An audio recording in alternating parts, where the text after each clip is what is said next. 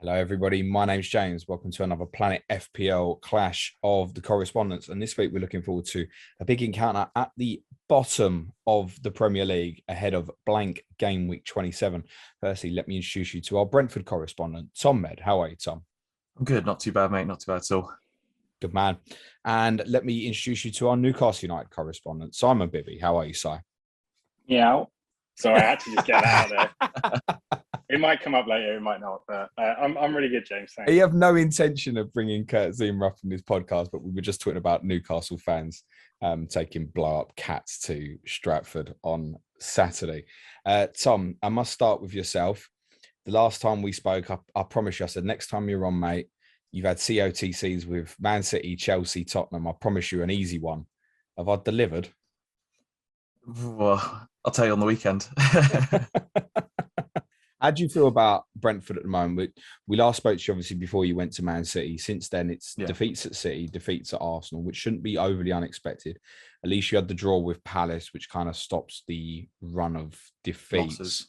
But is it with results? And I should clarify, we're pre-recording this prior to the Premier League games on Wednesday night. But results such as Burnley winning at Brighton and Watford winning at Villa, is that really starting to get you looking over your shoulder now? No, I'm still feeling pretty. I looked at the run of what we've had, and I think it's now the next three games where basically, if we don't pick up points in the next three games, then yeah, we're really going to be potentially struggling towards the end of the season. But I mean, what we've had: City, Liverpool, Arsenal. Obviously, got absolutely bad at Southampton. But I mean, we've had some tough. Wolves obviously beat us as well, but I think we had quite a good game against Wolves, and obviously they've been playing really well as well. So, with the last five, I think it's like 6 or 7 games we've had, they've all been pretty tough opposition. So, you know, if we got results there, I'd have been quite happy to get those results, and losing with some of the players we've had out as well. I want to say you've won 6 games, 3 in the first 8, 3 in the last 18. Yeah. Can you put your finger on why? Because obviously over 18 games, you've got all sorts of fixtures. And the last time we spoke, we actually spoke about your record against the bottom 3 or 4 this season wasn't good. Wasn't great. So can you put your finger on what's changed? Is it now, do you think other teams are used to what they're going to get with Brentford? I think actually the main thing is David Raya being out. I mean, he's back now. He was fantastic against Palace. He was fantastic yesterday against Arsenal. There were 2 great goals that they scored, to be honest. But he is playing really, really well again. He's back, and I think defensively now will be much better. And it's what he does from the back, I think, really helps us. Like, I don't think Fernandez or Lossell, when he came in for a couple of matches, really could do what David Raya does at the back. He just is so calm on the ball. I know he had that absolute stinker at Man City where he basically gave the ball to Sterling, but apart from that, obviously that was his first game back. Other than that, I think him being back will be a massive boost for us.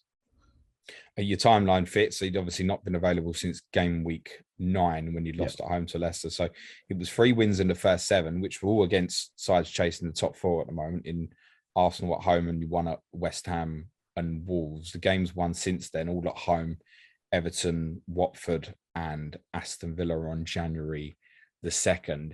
It feels like that home form is going to be particularly important, and therefore games like this one against Newcastle this weekend is critical for you, isn't it?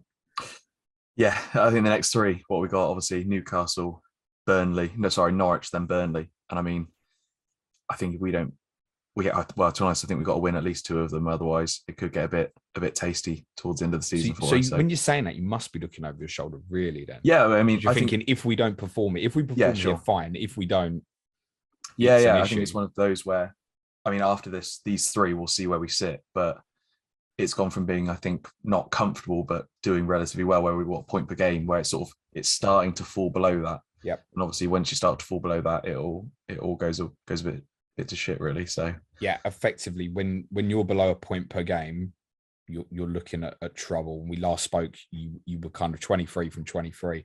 Now it's 24 from 26, and teams below you not looking that far away. I mean, even Norwich we're only 7 points behind you, with a game in hand.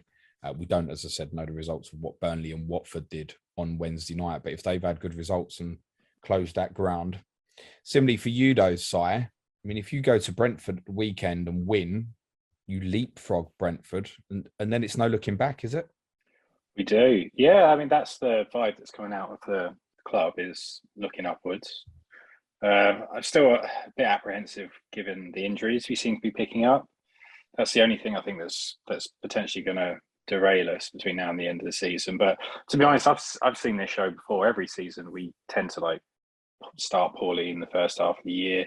We had a managerial change, which has obviously helped, but we seem to just kind of click when the second half of the season starts. So if I was somewhat confident about us getting out of the similar situation the last couple of seasons, I definitely am this year, with the way the team's playing and the manager we've got in place and the momentum the club's got and the fact it's unified as well. I'm confident. I just, you still got to get the points on the board at the moment.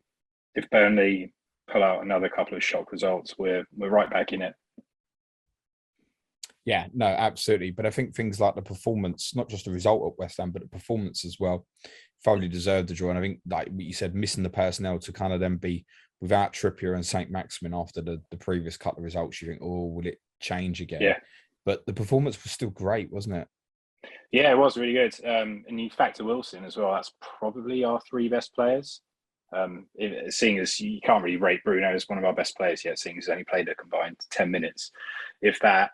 So without our three best players, yeah, what you want to see is the team work towards a game plan in it, and I think that's what we did. I'm now. I'd have looked at a game against Brentford and the way that they play as being a potential, not even a banana skin, but we would have lost that game 3 months ago under a certain previous manager we had. But now that we've kind of adopted a similar pressing style, and we've come across that kind of dynamic midfield three, which no team in the Premier League can touch, let's be honest. Best midfield in the Premier League. I'm just going to shout that out right now. Yeah, cool. Crack on. Yeah, it's looking really good, and I think I'm confident. If you look at the form table as well, Newcastle are favourites for this game, even though they're away from home. But yeah, it's just the injuries and the personnel, and that's the only thing that's doubting me, and where the goals are going to come from. Really, we seem to be just eking out points and results over the last couple. So long may that continue. But yeah, I want to come back onto Chris Wood particularly in a bit with you. But what essentially has Eddie Howe changed? Is it just the vibe around the football club? Because I look at obviously bits of the game, on Saturday against West Ham, and he just looked far more compact. Looks difficult to create chances against Newcastle. What specifically has he changed? Well, I mean, specifically, if you want to look at X's nose, he's gone to a back four, which the previous manager, I've already talked about it twice, has said we can play with. It's only you that keeps bringing him up, mate. Yeah. So we were told, that these players were drilled to play the Rafa back five, couldn't play another way. He switched it to a back four. He's implemented his own playing style. That midfield three is just bossing games, to be honest. And then when you've got the likes of Saint-Maximin up front, Fraser, who's playing really well, and Wood, who is contributing, obviously not goals or even shots at this stage, you've always got a chance to win games. I think that's proven. Like, we haven't lost a game since Christmas. And I think we're on current form, one of the harder teams to play at the moment in the Premier League. Tom, would you met at Newcastle? Do you look at them and think they'll get out of this? Yeah. I'm pretty confident now they will. They look much better. I was going to say I'm a bit jealous of them, not really, but I mean, the signs they made in the January transfer window were brilliant. They were all the players they needed, basically. And to be honest, I'll happily watch Alan Saint-Maximin in the Premier League again next year. So, yeah, I'm pretty sure they'll be fine. And watching them's actually been quite nice to watch them. I mean, at the start of the season, I watched a few of the games and it wasn't great. And since then, it's been quite nice to watch them. It's been quite enjoyable to watch. So, yeah, the only problem is it's obviously now another team which we got to look out for. So yeah, and same question to you, Si, on Brentford. Do you look at them and think we'll finish above them, or are you kind of, as you maybe alluded to, a little bit more conscious of what the teams below you might still be doing? I think we will finish above them, to be honest. Mainly, we've got 2 games in hand. We're 2 points behind, and if you look at the current form table, I mean, I've watched Brentford like a lot when they're in the Championship the last couple of years. I've always enjoyed watching Brentford. They always strike me as a team that goes on like large runs. I don't know if that's fair, Tom. Yeah, like that is. long wins, long defeats. So I guess from their point of view, it's a case of like how long this particular run's going to last. Like, I don't know if it's just a case of as soon as the fixtures turn, that you will turn it around. Hopefully you do. I think you've played enough good football, and you've seen teams that have come up in the past that have kind of attacked the league like you have this season, that have done well in their first year and stayed up. So I think you'll stay up. I think if you can get Tony back on board, I don't really know what's going on with him. Is he just injured, or is there still some like hangover from the comments he made? No, he's injured at the moment. Yeah. Oh no, they forgot that very quickly, and he came back in the team after his little trip in Dubai. I think he's awesome. I really rated him even when he was at Newcastle. I was really pissed off that they just didn't even give him a chance at the team, particularly when you look at the strikers that we had at the time.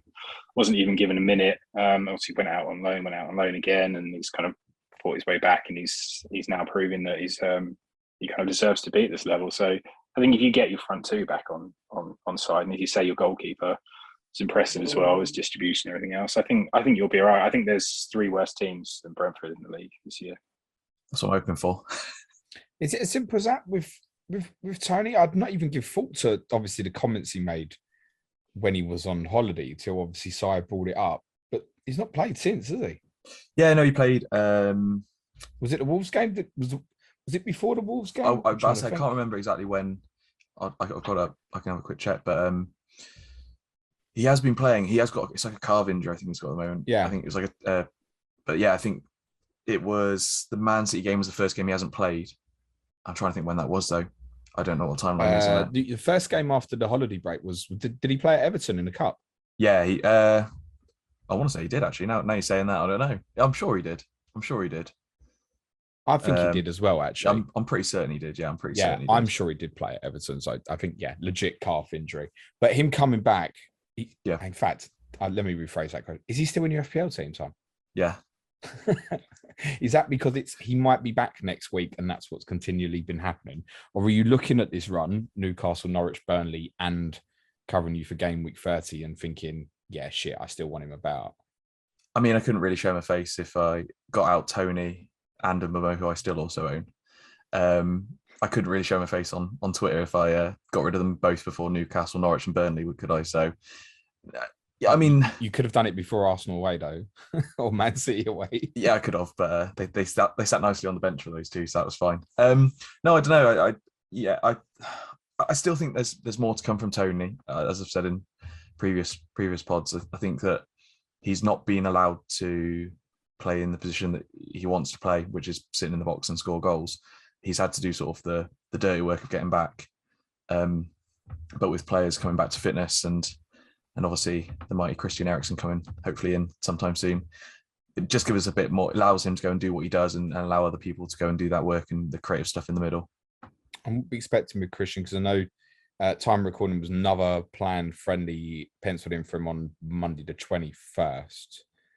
Are we then looking for him to possibly be involved, perhaps on the bench against Newcastle? They're aiming for it. Frank said that basically he will, well, as long as all goes to plan, he'll be on the bench. Well, he'll be involved in the game, is what he said. So, yeah, I think they planned that as well, because obviously we're away this week at Arsenal, so having his first game at home in front of the fans, I mean, he's not going to get much better of a reception than that. So I think it's working towards that works quite well as well for him. No, and obviously, even if you're in a bad position in the game, bring him on with half hour to go is going to lift the whole vibe and atmosphere around the ground. No, that's absolutely true. I'm interested to know, Tom, you've still got Tony and Mbeumo. Is it just the 2 Brentford players? Yeah. Are they going to hinder your strategy over the next few weeks? Because Brentford are, in terms of looking ahead, there's great fixtures in the next few.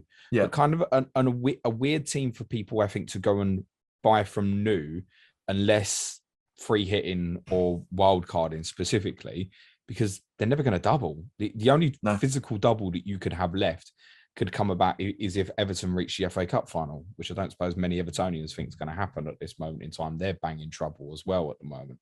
So you're likely to play every single game week left, but never have a double, which means, unless maybe people were interested in buying you game week 30, but then that's after the run. It just feels like, because there's constantly doubles, you'll constantly get overlooked, which makes someone like Tony, I think, particularly interesting for people who want to wild card or free hit this week, for example, in terms of he's not going to get looked at, is he, elsewhere? I mean, we obviously assume he's going to be available. Yeah. So how's that going to affect your plans? It doesn't really. I mean, I think what I'm So I'm running through 27, playing them both because I've got 3 Liverpool at the moment, and then free hitting in 30, and then I think potentially wildcard maybe in 28. But to be honest, it's one of those. It's sort of like, I think we said at the start of the season, am I going to be more towards playing FPL or more towards just keeping my players that I want? And it's sort of, I think at least with Tony, I think with the strikers there are at the moment, I don't really want anyone else. Maybe Mbemo may get cut at some point when I throw my wild card in, but that might just be a sideways move to Josh De Silva. So no, I probably will. I might cut Mbemo at some point, but I think Tony will stay on the team for the rest of the season. Okay, interesting. Sire, talk to me about Chris Wood then. What we've got coming up is, and I'm thinking this specifically for people who've got Veghorst at the moment. Let's say people were on Veghorst, they want him for the double 27. You move him on afterwards when Burnley got Chelsea, straight into the former Burnley forward, Chris Wood, who then has double in 28 for Newcastle, Brighton at home, Southampton away, and then another double in 29 of Chelsea away and Everton away. Does that sort of move make sense? Or is he just not performing at the moment? I don't know he's performing, but from an FPL perspective, I can't think of a chance that he's even missed that he's been in position for. I guess firstly, I'm going to pretend that I knew that's exactly what was going to happen with Newcastle's fixtures coming up. So two doubles. Sorry, I know you're a casual, mate, but do yourself a little bit of prep, mate. Yeah, back-to-back doubles season, for Newcastle. I am a casual. Yeah, I can see that. Wow, okay. Interesting. I think he just needs a goal, but also the way that the team's playing. I mean, he does a job.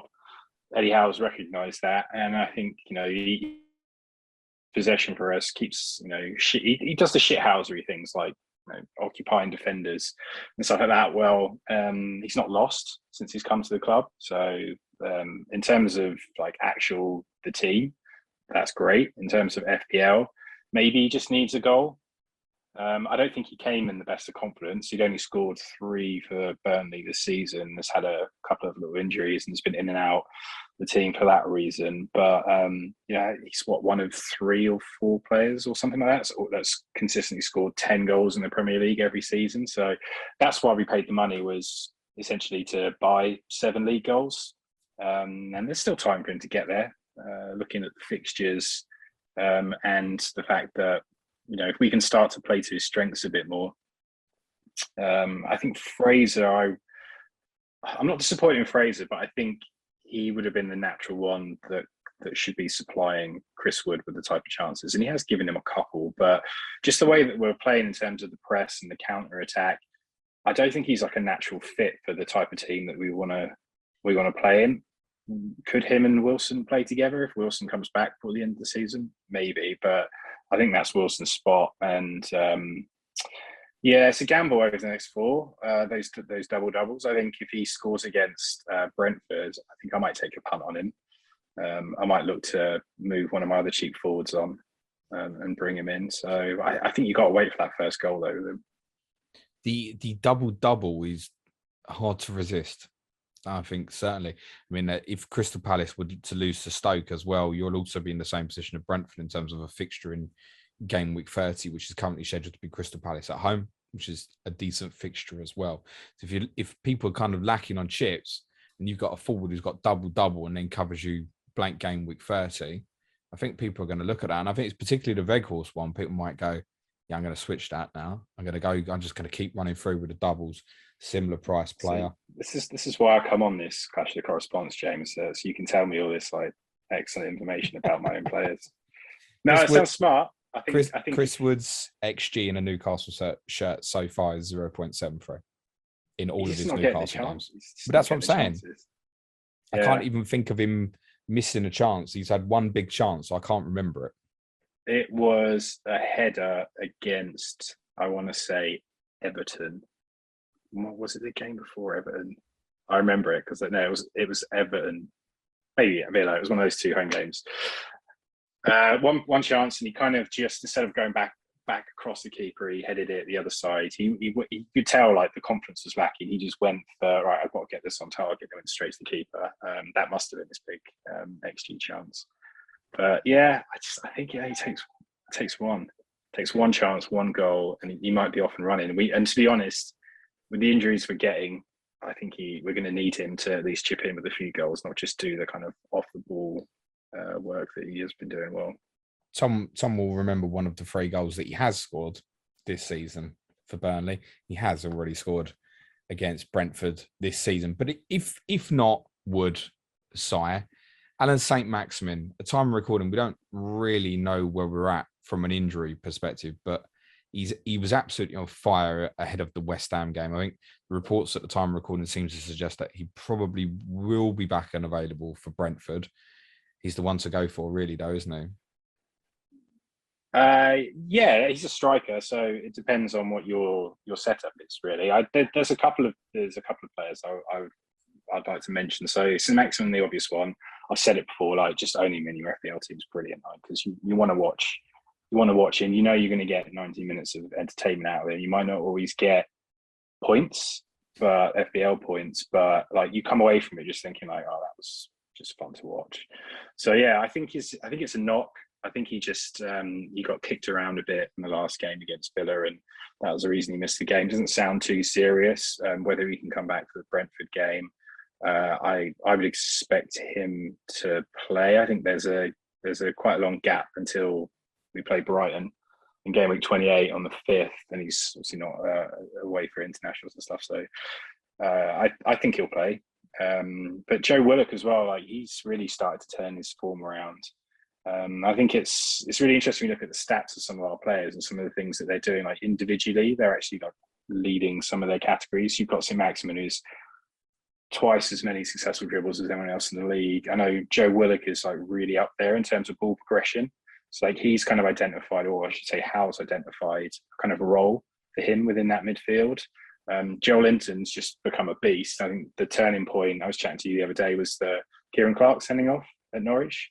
Yeah. Where we haven't used our subs, but he put Joel Linton in the midfield role and realised that tactically he was actually able to follow instructions and carry that out, and just kind of, you wouldn't have known we had 10 men in that game. And since then, he's just not really looked back. I mean, he still like fluffed a few chances and managed to like kick a ball against his head when he had a shot.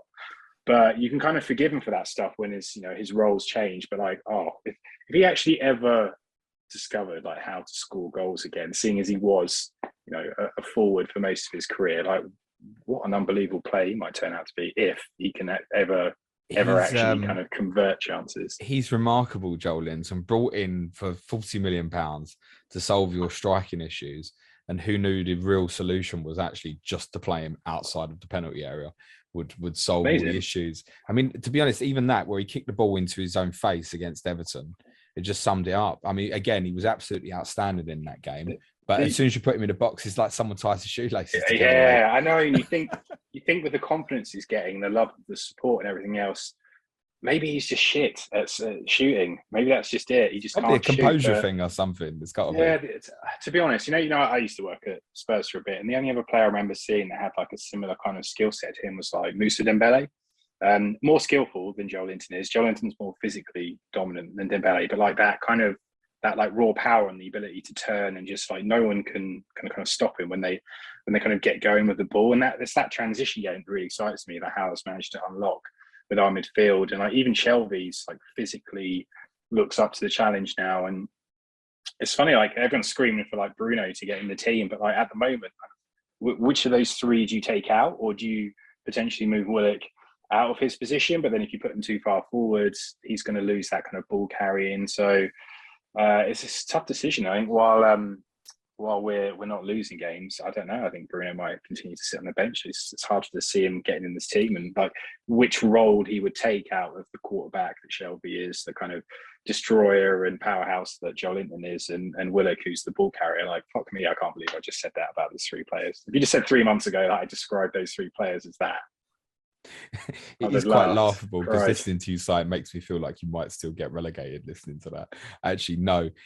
Joel Linton's transformation is incredible. You sum it up really well. My instinct with Bruno Guimaraes was he was going to come in and take Shelby's place. Would seem to be my understanding on it, in terms of more of a right, go and get the ball off the back four and start the attacks, feed the other two, let the other two go and be the runners. I'm not sure if he can play with the same box to box. I don't know enough about the player. If he can play with the same box to box energy as Willock and Joel Linton, I'm not sure. But people rave about him in terms of his ability on the ball and stuff. That's why I thought he'd take Shelby's place. But I think you're right to say, look, while that three's playing really well, he sets a good standard to everybody else to say, you keep the shirt. Yeah, I think defensively he's obviously levels above what Shelby is, but Shelby just manages, I think, with the work that Joel Linton does in particular defensively, whereas Willock's more of a kind of forward pressing and will press the wide area as well. But Joel Linton kind of gets into that kind of central midfield spot and helps out Shelby. I think defensively, Bruno offers more. Short passing, I think he offers more. He's more dynamic. He already, within his first 3 minutes of his debut, like he sent Saint-Maximin through a couple of times and did some like nice work around the edge of the box in a 3-minute cameo. I think technically he's like levels above. It's just I haven't seen his long range passing like to say whether that's better than Shelby's, but at the moment Shelby's our kind of de facto captain, with Trippier unfortunately out injured and Vassell's kind of picked up an injury, but to be honest, I think he was playing his way out of the team anyway. I don't think Shah and Byrne, unless one of them makes a massive mistake, well, I think even if he does, Byrne will stay in the side because he's a new signing. But I think Shah's almost locked that position down because he's a ball playing defender, which is something we've lacked all season, even though he's been here the whole season. But he's really come into his own. He's 4.3, and he's the defender I would go for over Manquillo, even though he's down to 3.9 when he comes back from injury. I think Shah's would be the pick of that back four if you're not going to go for like target. I think Shah's always had a goal or two in him. He's taken a penalty before for us. I think it was a Panenka at the end of last season that he did it. I remember the penalty at Fulham. At Fulham, when he rolled it in game week 38. Yeah, it's still just about reached the net, isn't it?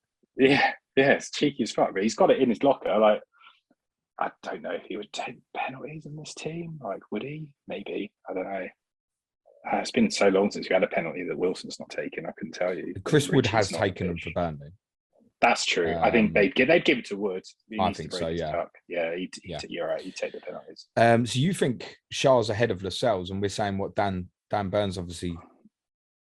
I guess he's a lock now, isn't he? Yeah, he's an absolute lock. I think physically, what he can do with the ball, like the passion and energy he brings. He's a local lad. It's like he's fitted in seamlessly, and he's looked really good. He could argue he was at fault for Dawson's goal at the weekend. It kind of lost him a bit, but then like West Ham are so good at free kicks. I'd rather blame Kraft for giving the free kick away in the first place than him. And he's like 7 foot, so you can't really complain if he gets a bit lost on corners. Why do they keep allowing Fraser and Byrne to walk out the tunnel together? Why is that being allowed? They're doing it on purpose, aren't they? It's because Newcastle's admin is fantastic, and he obviously calls for it because he knows everyone's going to love that. Yeah, it is funny. I haven't actually seen any of the two guys talk about it much, but they must have had a bit of banter about that. But it's pretty startling, the size difference in them. But Fraser, to be fair, he's turned his season around, his career around. Yeah, I think there'll be some interest for him actually in the next few weeks. I want to come on to your mystery man though, Tom.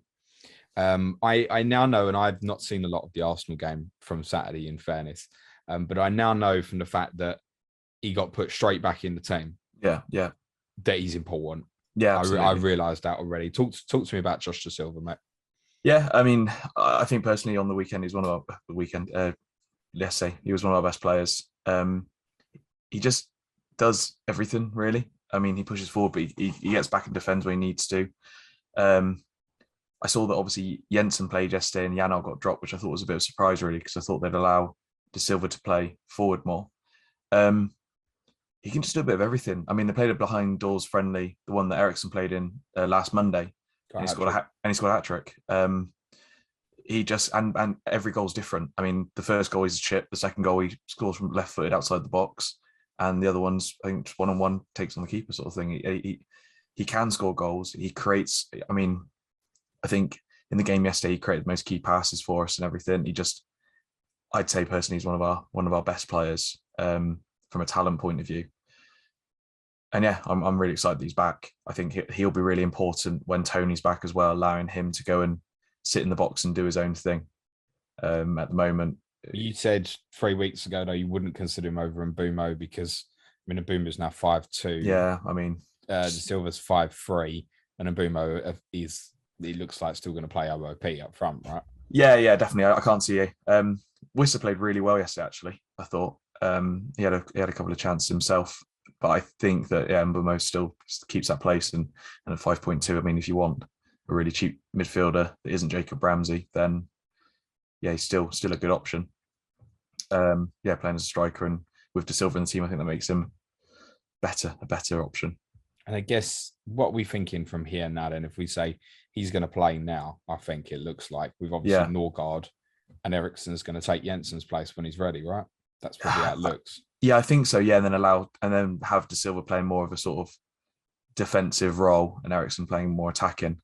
I think De Silva will still have his minutes managed because of obviously how long he's been out for. So obviously, I think yesterday he got 60, 67, 60 something like minutes. So it could be that sort of Eriksen plays and De Silva comes on for times when we're playing like hard opposition. I assume it'll be Norgard and Janelt playing CDM, and I think Jensen will be the one that misses out. Although he does seem to be a favourite of Frank's. Interestingly, though, I'd say this has been a really interesting case for, say, Brentford is. In theory, like, unless Everton get to the cup final, as I said, in game week 37, your fixture might get moved. Other than that, you don't play in a midweek again. No, you only play weekend games. So there's no reason for him not to keep playing the strongest team. And I don't think there's a need to even be overly protective when you're only going to be playing kind of at worst every 6 days or so. Yeah, I think they will do slightly for De Silva just purely because of he was out 18 months, I think it was total. I mean, total time he's been out. Yeah, it's a long time. He's been, a few surgeries and it's all went a bit wrong for him. So I don't think they'll rush him. I don't think he'll be playing sort of 90-minute games on the trot. I can imagine, especially with Eriksen being available and there. I think that he won't play as much. But yeah, again, yesterday very good, and I think we'll see some good things this year from him at the end of the season. But still Mbumo if you were to invest in that area, right? Yeah. I mean, he's a 0.1 cheaper and he's playing as a striker. He hasn't missed any games this year apart from the one, I think, at COVID. And he's had a couple of little niggles. But other than that, he's pretty much been in and around the team every week. So yeah, if you fancy a Brentford out of position striker still, even though we're not scoring many goals, then yeah, he's the one to get. So similar price to the guys we're just talking about, Ryan Fraser 5.3. Almost appeals more with these doubles coming up and stuff, doesn't it? Is he a lot's first choice in that front three, do you think? Feels like he is. Yeah, he is. And it's interesting when he came. So he has got a slight problem. He came off feeling his hamstring a bit, which might make him a doubt for this weekend. But I don't think he pulled it. I think it was just more fatigue because he ran himself into the ground. But it was interesting that Almiron didn't come on for him. He came on later for another substitution. So I think that position's his to lose, really, in the team. I don't see how going away from the formation. He seemed to prefer to play Murphy when Saint-Maximin missed the last game. So and he swapped and he went because he wanted to play on the left. So he could have easily have put Fraser on the left and then brought in Almiron, but decided not to. So yeah, I'd say his position is lock. I think he's the example that you want as a new manager when you come in. A player that's not been playing, has been injured, been out of form, starts to really put the effort in, and I think that just shows the kind of level of commitment and desires that's needed in the team. And he's epitomising that, and definitely should stay in the team. Got his goal the other day, quite lucky, but he's got the pedigree. He's put up I think what was his best season was 14 assists, talking 3 years ago. Him and Wilson, what was it, 10 returns for each other, wasn't it? Yeah, a couple years ago for Bournemouth. It's obviously a shame that we haven't been able to see that under Eddie Howe for Newcastle as yet, really. No, but we'll see it this season. But no, I think he's good. I think you look I'd almost take a punt on Willock more, to be honest. Like the player that's just starting to creep into form. He's got 2 returns this season. They've come in the last 2 games.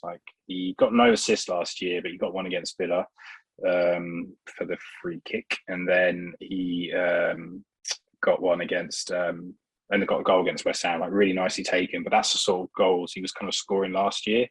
Very instinctual, in the right place. looking to kind of get on the end of things. And I think if you watch a lot of Newcastle games, which probably no one does here, but apart from you, James, like a lot of his shots have been like blocked by like players just diving at the ball.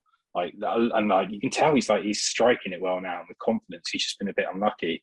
And he went on that 8-game run of scoring last season. And we need someone from midfield to pop up. And Howe's actually come out. And I think he's got a bit of confidence now from his position and the results to say, like, no, our midfield needs to start contributing more, particularly with Trippier being out injured as well. So I am quietly confident that he might go on a bit of a run. It's interesting. I'm just looking at going back to the period since Wood obviously came in the team, which was the draw at home to Watford. XG over that time frame, Saint-Maximin 1.09, which doesn't sound great, if I'm honest.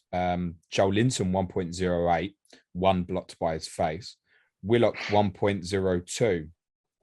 Then Wood 0.73, Fraser 0.68. I don't know if that's enough to differentiate that Willock is worth the most. In terms of shots in the box, they're the same, 6 each, Willock and Fraser over those last few games. The thing is, look at the records of all of them, like shots in the box, who are you going to trust out of all those guys? Apart from obviously Wood. If you're looking at the midfielders, it's probably going to be Willock, actually. Like Joel Linton's, I don't know if he's got 8 goals in him. Saint-Maximin, I think he's heading for that. He's our only player that's going to hit 100+ points this season because of injuries and everything else. So if you're looking for a striker, you would go Saint-Maximin over Wood at the moment. I think as long as he can get back fit in time. If you're looking for a midfielder, I think it would be Willock, but that's a big punt.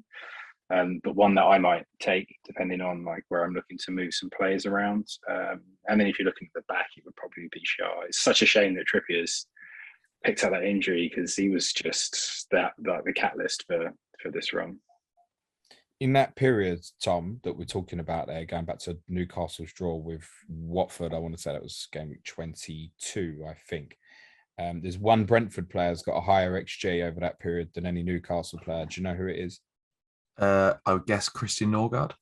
It's not, mate. It's Tony. Is it Tony? Is it? I know despite the fact he's missed 3 games. Yeah. Oh, right. Oh, well, that's not bad at all. But I know Norgard's been in around the goals, which has been quite funny. Do you know what? I was going to ask you about this, right? Christian Norgard now has 4 attacking returns for the season. And for the listeners who play Sky Fantasy Football, he's become a bit of a legend in that game this season for the sheer volume of tackles that he wins, Tom. He picks up loads of points. Oh, it's ridiculous. Is he a cheeky option? 5 million? No, stay away. Stay away. Could he? No, definitely not. No. I mean, I want to say that his goals this season have been like some of his first goals for Brentford. I feel like the first goal he scored this season was his first goal for Brentford. I'm sure he's not got many goals for us. So, to be fair, we don't get to dig Arsenal out much these days, but his 2 goals this season have come against Arsenal. So, I take it defensively. You said 3 weeks ago, if you had to invest, Raya would be your preference at this stage. But I think there's a lot of FPL managers be looking at it at the moment going, well, I kind of want keepers who have potentially got doubles. You've got Foster at cheaper. Even got the Bradford at 0.1 more. Is about to walk into a couple of doubles. So if people don't want to book up a place on a goalkeeper, which of the defensive players at this moment would stand out for yourself? I probably will go with Pinnock over Henry. I just think he's going to get, if they do keep a clean sheet and it's going to be a low scoring game, I think he's going to pick up more of the bonus points because he just heads everything. He does have some attacking threat, but obviously it's pretty minimal. But I just don't think that the wing backs, I mean, obviously Canos is class as midfielder, so you don't want him. And Henry's just doesn't really seem to have the attacking prowess that everyone does have. I know he scored a couple of goals, but he's missed some absolute sitters, and they're few and far between. And when they seem to land at his feet, he does seem to either completely sky it or miskick it. So I think Henry's more attractive because of the position, right? It's the wing back position. It's also knowing that Ross Lev is obviously definitely not nailed, should we say, on the right hand side. Sergi Canos has probably got favoritism in your strongest team for that position. So he's the one available from the wing back. It's a reasonable price at 4.5. and that just stands out. I think you're right to say, look, he's cut the goals were in quick succession. One, ironically, was at St James's Park in the 3-3 draw earlier in the season. The other one was Norwich at home. Yeah, so that's your next two fixtures, pal. Yeah, I think. Well, so Pinnock is the target for everything. So if there's a corner, it's Pinnock. So I mean, we used to do the classic corner where the ball comes in to Pinnock, Pinnock heads it on, and then we used to score from it every it used to be like once every 3 games pretty much. He's the target for the long throws. He's the target for corners. He's the target for everything really. And so yeah, he'd be my pick over Henry, I think, at the moment. I don't think there is. He said, I mean, Henry said he wants to become more of an attacking player, but at the moment, I just don't think he's there with it. And for yourself, Si, you're saying Shah in terms of favouritism defensively. The Lascelles would have me nervous about that, I think. A little bit, yeah. I think Dubravka's an interesting one, actually. If you look at, he's obviously 4.4 still, and he's one that I've had penciled. Like, as you know, I've been doing the show for a couple of seasons now, and we've always had 5.0 keepers, and it's annoyed the fuck out of me. And the fact that this season we had the 4.5, but he was injured for the first half. But if you look at the run, our unbeaten run, which goes back now 6 games, he's picked up bonus points in 2 of both clean sheets. He's got 2 bonus points. 2 bonus points against Leeds, and that was off 4 saves. And then Villa, if I'm reading this right, he made 1 save and he got 3 bonus points against Villa. You are absolutely reading that right. Unfortunately, I was watching Tottenham get their pants pulled down by Wolves, so I didn't watch that game, so I can't give you an explanation on it.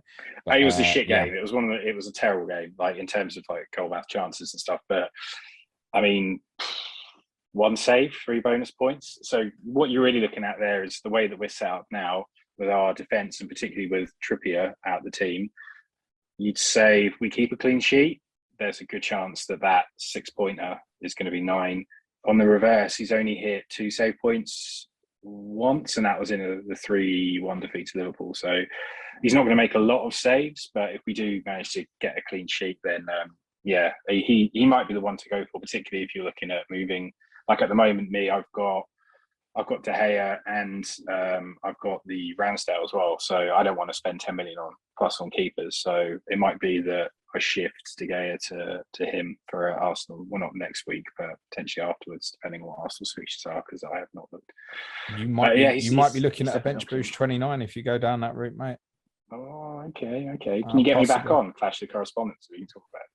No, that's why you're on now, to talk about these doubles. I mean, I physically didn't know, but I knew obviously you had a good set of fixtures coming up anyway. But go on inside. If you were, let's say you're free hitting this week with what you've got, game week 27. If you were to pick 3 Newcastle players this weekend on a free hit, who are you going for? Right, game week 27. I would. So Brighton, Southampton. I mean, I would put Dubravka in if you're free hitting. I would definitely do it if you were bench boosted, like 100%. I think he's no one's bench boosting in 27. No one's bench boosting.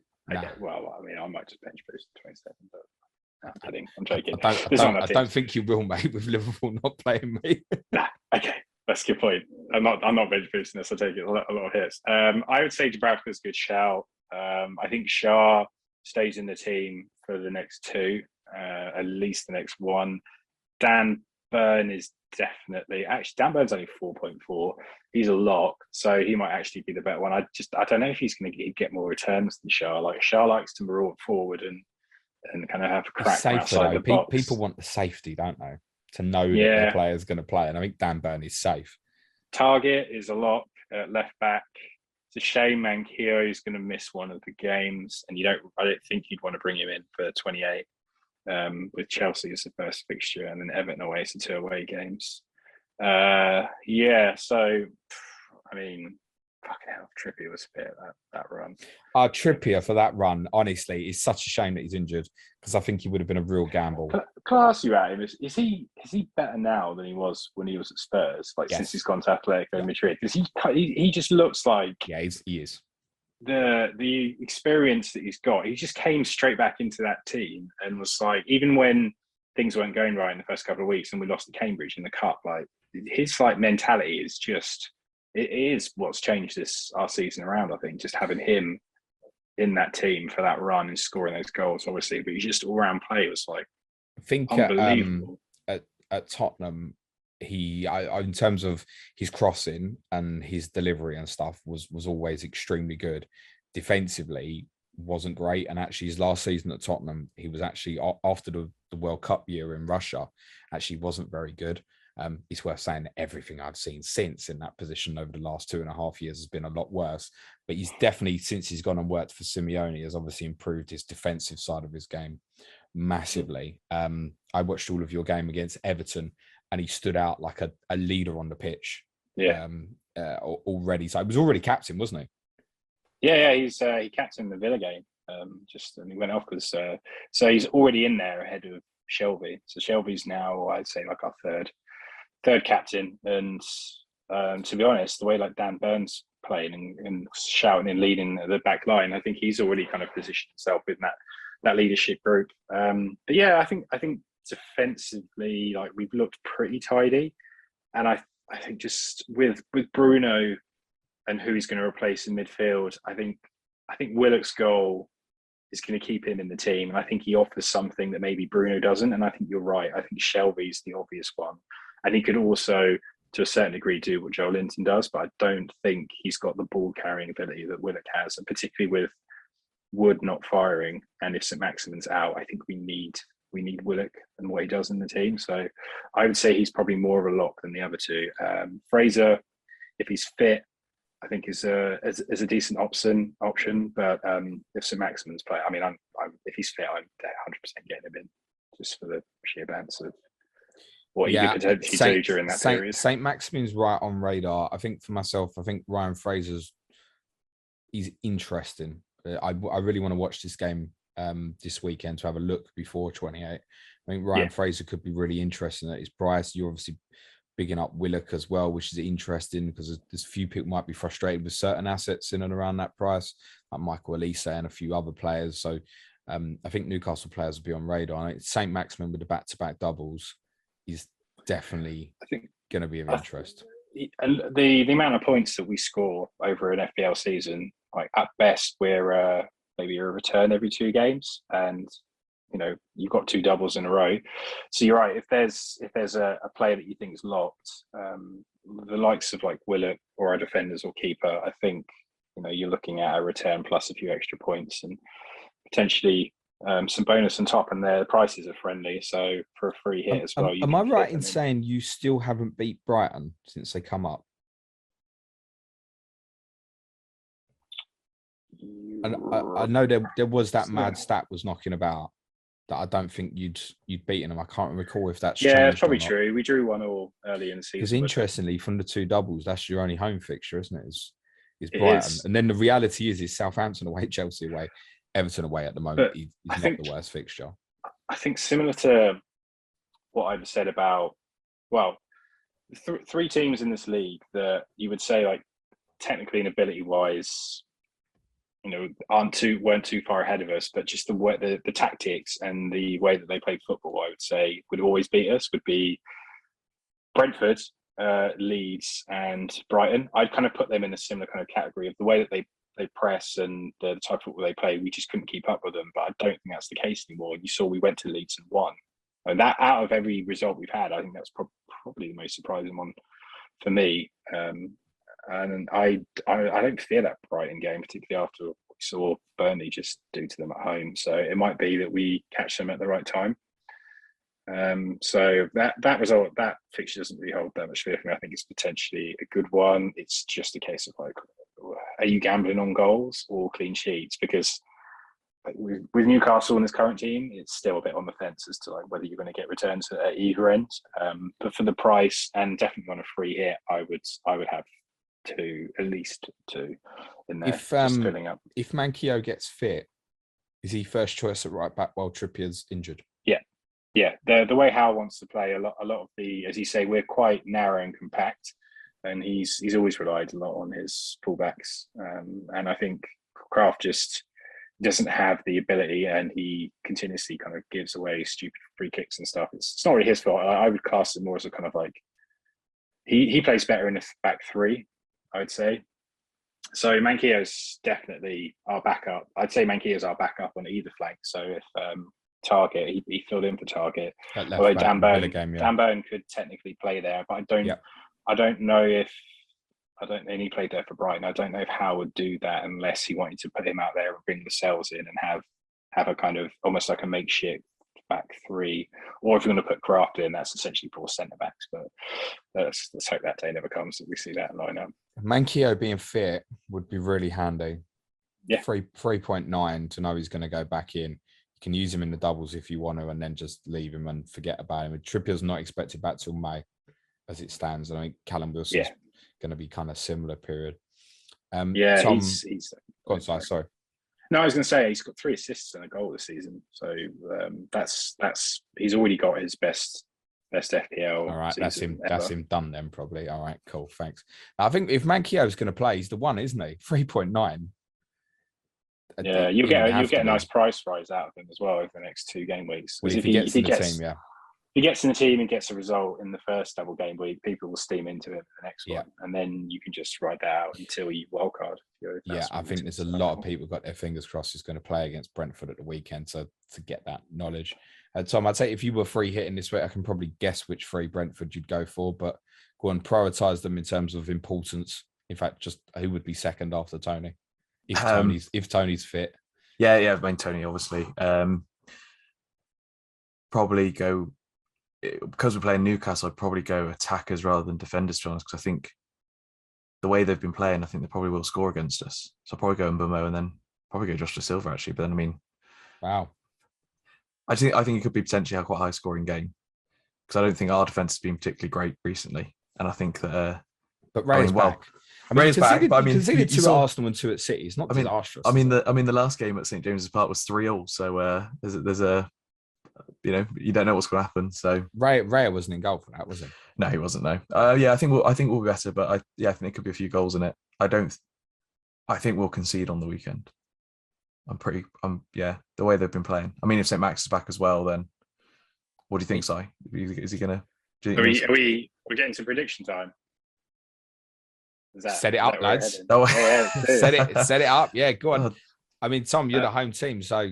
Go on, call it. Go on, core correct score prediction. 2-1 Brentford. Is Eriksen going to score an 80th minute free kick? You obviously ain't seen many of his Tottenham free kicks. Go on, Si. Be aware of corners hitting the first man, by the way, Tom. Go on, Si. I'm going to say a score draw, and I'll be disappointed with it. I think we'll play well, but may not get the 3 points. I think 1-1 is what I'm going for. If Saint-Maximin plays, 2-1. Newcastle.